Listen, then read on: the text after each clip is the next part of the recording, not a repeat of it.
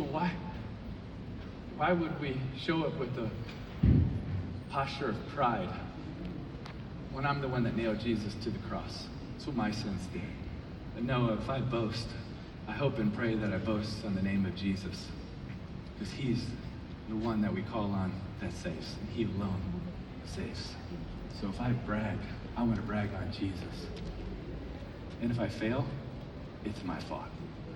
When I was a 5-year-old boy, we were living in the Philippines. I was born there. We moved back to the west side of Jacksonville, Florida, and I'm the baby of 5 in a missionary family. And so I think just being the baby of 5, you learn to just be competitive in a missionary family just to get food off of the table. And so I was kind of like nth degree competitive, and my parents were like, he's got way too much energy, he's way too competitive, we got to go sign him up for sports. So they signed me up at Normandy Baseball Park and playing t-ball, and I show up to the first game, and to me it's like the whole world. It's like a mixture of a state championship, a national championship, and like a Super Bowl all wrapped up in it. Well, I don't really know what a Super Bowl is like, but you can just go with me on that one. I can imagine what it was like, okay? And by the way, it's not that funny. Let's laugh at some of your worst days. It's rude.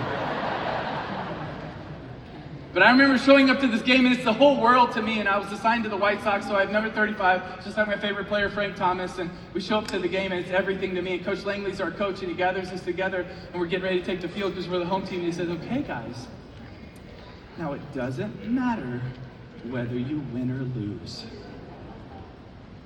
It's only about having fun. And we had only been in America for a few days, and I'm thinking, like, is this what America is about? Like, because this sucks. And so I yank on the coach's shirt and I say, hey coach, you're wrong.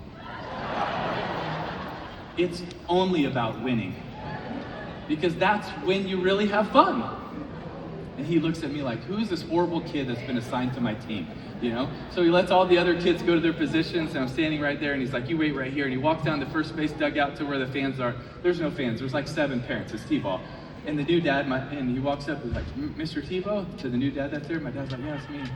He's like, well, you come down and talk to me. So my dad walks down. He's like, Mr. Tebow, I'm so sorry to bother you, but I think we have a problem with your son.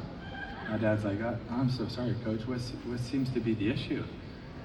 Coach says, he's overly competitive. My dad's like, okay, Coach, let me go talk to him. So my dad comes walking around first base dugout to where the fence is, the little chain link fence is opening it. My dad, especially at this time, is a pretty big, intimidating looking man. He's got a stern look on his face. And I'm like, oh crap.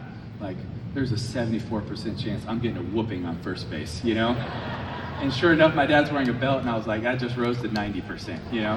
And so my dad's making his way towards me, and he's got the stern look on his face, and I'm terrified. And my dad walks over to me, he bends over, and he looks me in the eye, he says, Timmy, it's okay. He just doesn't understand.